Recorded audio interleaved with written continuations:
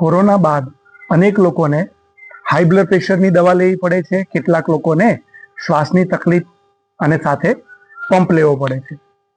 પહેલા ઈલાજ જોઈ લઈએ. મરીને ઘીમાં ડુબાડેલા રાખવાના. 3 નંગ મરી બપોરે જમવાના અડધો કલાક કે કલાક પછી ગળી જવાના. એને 5 સુધી લઈ જઈ શકાય. અને બીજા નંબર ઉપર અડધી ચમચી હળદરને અડધા ગ્લાસ પાણીમાં ધીમા તાપે ગરમ કરી અને થોડું હુંફાળું હોય ત્યારે સહેજ લીંબુ અંદર ઉમેરી મિક્સ કરી અને એને સવારે બ્રશ કરીને પી જવાનું. આ સીધા જ કફ માટેના 2 ડાયરેક્ટ ફેફસાની અંદર ફેવિકોલની જેમ ચોંટી ગયો હોય કફ, એના પણ ઈલાજ અને એને મજબૂત કરવાના. હજુ આગળ એક ઈલાજ, ઈસબગુલ અને હરડે બંને સરખા ભાગે મિક્સ કરી દેવાનું અને રાત્રે સૂતી વખતે એમાંથી 1 થી 2 ચમચી નવશેકા પાણી સાથે લેવાનું. સળંગ 1 મહિનો લો, પછી તમારી જરૂરિયાત મુજબ એને ઘટાડીને અઠવાડિયે એકાદ વાર લઈ શકો છો કે બંધ કરી શકો છો. ઈસબગુલ જે ગરમી પેદા થઈ છે કોરોના પછી દવાઓની, ઉકાળાની, ટેન્શનની, એ ગરમીમાં ગટ બેક્ટેરિયા અને ફ્રેન્ડલી બેક્ટેરિયાનું બેલેન્સ કરવામાં મદદ કરે છે.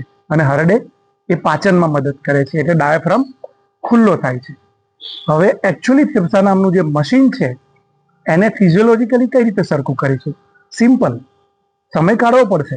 તમને એમ લાગે છે કે આ બીપીની દવામાંથી મારે બહાર આવવું છે, કે મારી શ્વાસની તકલીફ મારે દૂર કરવી છે અને અસ્થમાનો પંપ લેતા હોઈએ કોરોના પછી તો એમાંથી બહાર આવવું છે, તો એ જે વાયરસ છે એને આપણા ફેફસાને અસર કરી છે, તો ફેફસાનું સ્ટ્રક્ચર ફરીથી સરખું અંદર બહારથી કરી શકાય? હા, સિમ્પલ. ડાબી બાજુથી શ્વાસ લેવાનો, કમર સીધી,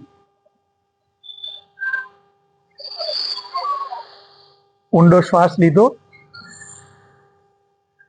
ઊંડો કાઢવો પણ જરૂરી છે.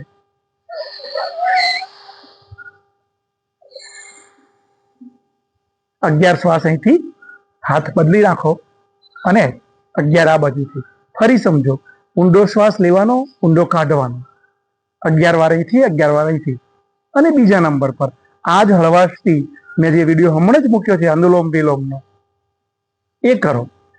તમે સમજો આમાં 5 મિનિટ કરી, અનુલોમ વિલોમમાં 10 મિનિટ કરી, અને અનેક વાર બતાવી ચૂક્યો છું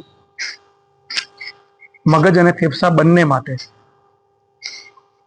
થોડા હાથ આના લીધે નીચે રાખું છું. છાતી પર હાથ રાખી શ્વાસ લેવાનો, નાકથી ને નાકથી કાઢવાનો.